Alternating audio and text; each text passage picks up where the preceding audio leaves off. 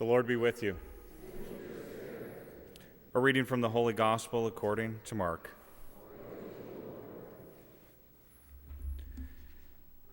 When the Pharisees with some scribes who had come from Jerusalem gathered around Jesus, they observed that some of his disciples ate their meals with unclean, that is, unwashed hands.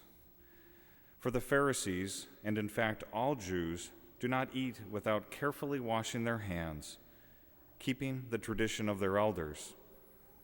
And on coming from the marketplace, they do not eat without purifying themselves. And there are many other things that they have traditionally observed: the purification of cups and jugs and kettles and beds. So the Pharisees and scribes questioned him, "Why do your disciples not follow the tradition of the elders, but instead eat a meal with unclean hands?"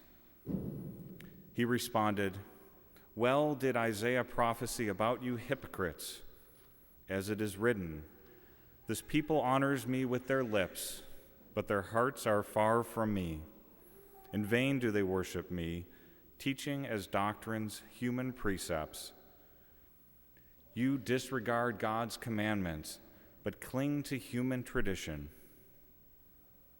He summoned the crowd again and said to them, "Hear me, all of you, and understand. Nothing that enters one from the outside can defile that person, but the things that come out from within are what defile. From within people, from their hearts, come evil thoughts, unchastity, theft, murder, adultery, greed, malice, deceit, licentiousness, envy, blasphemy, arrogance, folly. All these evils come from within, and they defile." The Gospel of the Lord.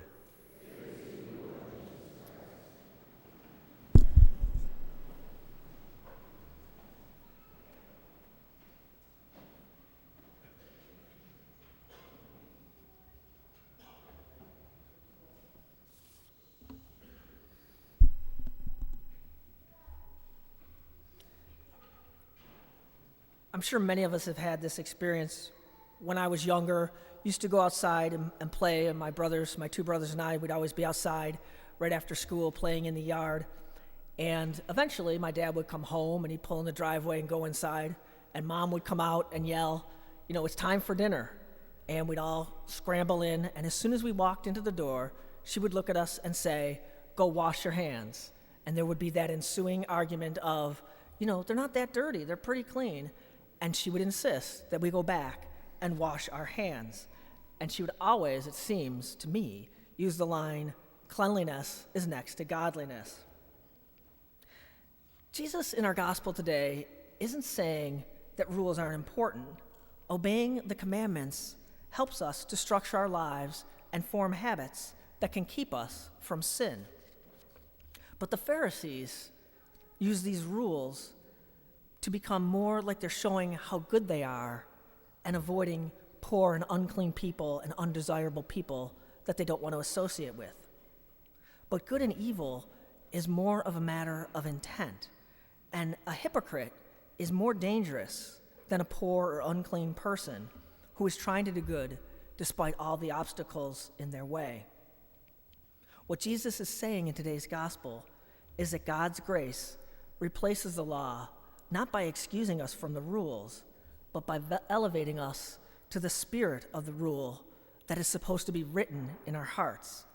And so we obey not out of fear, but freely, deep from within us. In our second reading from the letter that James wrote, it challenges us, as it says, to be doers of the word and not just hearers. And how are we doers of the word? Well, listening to our psalm today, there are several qualities that are listed for a person who is worthy of standing in the presence of God. And some of them are doing what is right, speaking the truth, associating with good people, and finally, being generous with the wonderful gifts that God has given us. And that includes not just our treasure, but also our time and our talents. And so the law is not given by God for his benefit, it's given to us for our benefit. This is how we can enter into the presence of God. The law is really about developing a relationship with the one true God. It's not about achievement or accomplishment, it's about serving God. In the gospel, Jesus criticizes the Pharisees for their external practices because it doesn't match what's on the inside of them.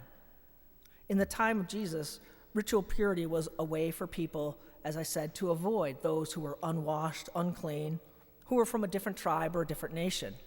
And so they could isolate themselves by saying that they did these purification rites, and therefore they can't associate with anyone else. Jesus challenges this notion.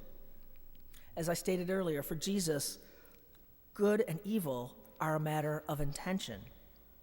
Notice, when Jesus has this confrontation with the Pharisees, he changes the focus of it away from how someone eats as to how someone acts and thinks. Keeping the law must be rooted in the love of God and to be an expression of that love. But like the Pharisees, sometimes we can get lost in the details of rituals. Ask yourself this: have you ever judged someone for what they're wearing, where they sit in church, or maybe how they conduct themselves in the communion line?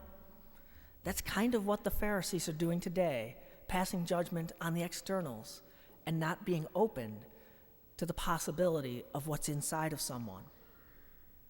This week, Jesus asks us to get our hearts in the right place, to think about what we are doing in worship, and to ask ourselves why we are doing it. We are to get back to the basics of the law and ritual, and to observe them as being rooted in the love of God and as expression of that love. God's grace replaced the law not by excusing it from rules, but by elevating us to the spirit of the rule by writing it in our hearts, so that we freely obey and not out of fear of punishment. Piety and religion should never supersede justice, forgiveness, and love. In his letter, James put it this way: religion that is pure and undefiled before God the Father is this: to care for orphans and widows in their affliction, and to keep yourselves unstained by the world. And the reason he picked orphans and widows is because in the time of Jesus, they were the most helpless of the helpless. They couldn't take care of themselves, and they had no one to take care of them. They relied completely on the community to care for them. And there are people in our world today who need us to care for them, to pray for them, and to offer them our consolation and love.